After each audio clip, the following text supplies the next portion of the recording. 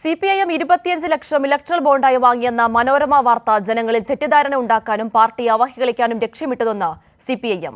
വസ്തുതാവിരുദ്ധമായ വാർത്ത നൽകിയതിനെതിരെ നിയമ നടപടി സ്വീകരിക്കുമെന്നും CPIM പറയുന്നു. വിവരങ്ങളുമായി നിർഭൻ ചക്രവർത്തി ചേരുകയാണ്. നിർഭൻ, ഇത്തരത്തിൽ വസ്തുതാവിരുദ്ധമായിട്ടുള്ള വാർത്ത നൽകിയതിൽ, ഇത്തരത്തിൽ ഇലക്ട്രൽ ബോണ്ട് CPIM വാങ്ങിയെന്ന വാർത്ത നൽകിയതിൽ നിയമ പോരാട്ടത്തിന് ഒരുങ്ങുകയാണ് CPIM എന്ന് മനസ്സിലാക്കുന്നു. തികച്ചും എത്രത്തോളം വസ്തുവിരുദ്ധമായ വാർത്തയാണ് മനോരമ നൽകിയത് എന്നുള്ളതാണ്. ഇത്തരത്തിൽ ഇലക്ട്രൽ ബോണ്ട് വാങ്ങാത്ത ഏക പാർട്ടി എന്ന് പറയുന്നത് CPIM ആണ് എന്ന വസ്തുത മുന്നിൽ നിൽക്കുകയാണ് ഇത്തരത്തിലുള്ള കള്ളവാർത്തകൾ മനോരമ പടച്ചുവിടുന്നത്.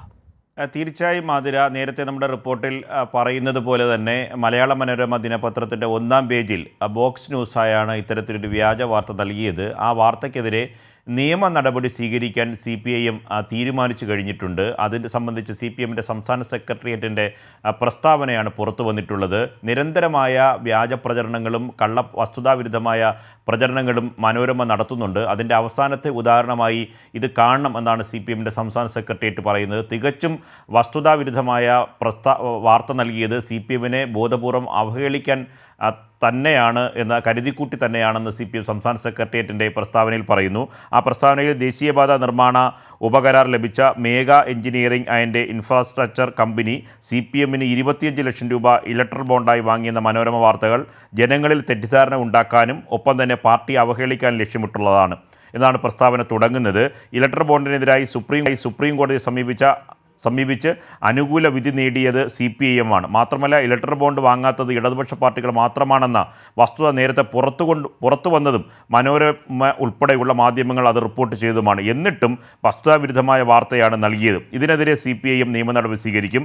കേരളത്തിൽ UDF സർക്കാർ ഉപേക്ഷിച്ച ദേശീയപാത വികസനം യാഥാർത്ഥ്യമാക്കുന്നതിന് LDF സർക്കാരിൻ്റെ ഇച്ഛാശക്തി കൊണ്ടാണ് യാഥാർത്ഥ്യമായത്. ഈ വസ്തുത ജനങ്ങൾ അംഗീകരിച്ചതാണ്. 10-ാം വർഷത്തിലേക്ക് കടക്കുന്ന സർക്കാരിൻ്റെ വികസന പാതയിലെ സുപ്രധാനമായ അധ്യായമാണിത്. ഇത് UDFന് തിരിച്ചടിയാകുമെന്നതിലാണ് ജനങ്ങളിൽ തെറ്റിദ്ധാരണ ഉണ്ടാക്കാൻ മനോരമ ബോധപൂർവ്വം തെറ്റായ വാർത്ത നൽകിയത്.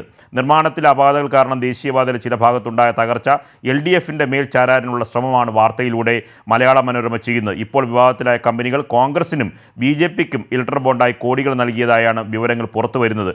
അതിനൊപ്പം CPIMനെയും ചേർത്ത് കെട്ടാനാണ് മനോരമ ശ്രമിക്കുന്നത്.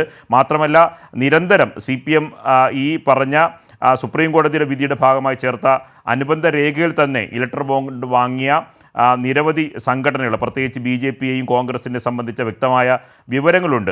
ഇത്തരം കാര്യങ്ങളൊക്കെ തന്നെ മറച്ചു വെച്ചുകൊണ്ട് CPIM ഇലക്ട്രൽ ബോണ്ട് വഴി 1 രൂപ പോലും വാങ്ങിയിട്ടില്ല. ഈ വസ്തുത നിലനിൽക്കെയാണ് മലയാള മനോരമ ഇത്തരത്തിലൊരു വാർത്ത നൽകിയിരിക്കുന്നത്. CPIMനെതിരായി നിരന്തരം വ്യാജ വാർത്ത നൽകിക്കൊണ്ടിരിക്കുന്നതിൻ്റെ ഒടുവിലത്തെ ഉദാഹരണമാണ് ഇന്നത്തെ 1-ാം പേജിൽ ഇങ്ങനെ CPIM ഈ പറഞ്ഞ വിവാദ കമ്പനിയിൽ നിന്ന് ഉപകരാർ ലഭിച്ച വിവാദ കമ്പനിയിൽ നിന്ന് 25 ലക്ഷം രൂപ ഇലക്ട്രൽ ബോണ്ടായി വാങ്ങി എന്ന തരത്തിൽ വാർത്ത വന്നിട്ടുള്ളത്. മറ്റ് രാഷ്ട്രീയ ഇലക്ട്രൽ ബോണ്ടായി കോടികളുടെ പണം സമാഹരിച്ച BJPക്കും കോൺഗ്രസിനും ഒപ്പം CPIMനെ കൂട്ടിച്ച് കെട്ടാനുള്ള ഒരു ശ്രമമാണ്. മാത്രമല്ല, ഈ ദേശീയപാത വികസനവുമായി ബന്ധപ്പെട്ട് LDF സർക്കാർ, പിണറായി സർക്കാർ 10-ാം വർഷത്തിലേക്ക് കടക്കുമ്പോൾ അതിൻ്റെ നേട്ടം ജനങ്ങൾ അംഗീകരിക്കുകയും CPIMനെയും ഇടതുപക്ഷത്തെയും പ്രത്യേകിച്ച് സർക്കാരിനെയും അംഗീകരിക്കുന്ന ഘട്ടത്തിൽ ഈ CPIMനെ ഇതുമായി ബന്ധപ്പെട്ട് അവഹേളിക്കുക എന്ന ലക്ഷ്യം വച്ചാണ് ഇങ്ങനെ മലയാള മനോരമ ഒരു വാർത്ത നൽകിയിട്ടുള്ളത്. ഇതിനെതിരെ നിയമ നടപടി CPIM സ്വീകരിക്കും എന്നതാണ് CPIMൻ്റെ സംസ്ഥാന സെക്രട്ടേറിയറ്റ്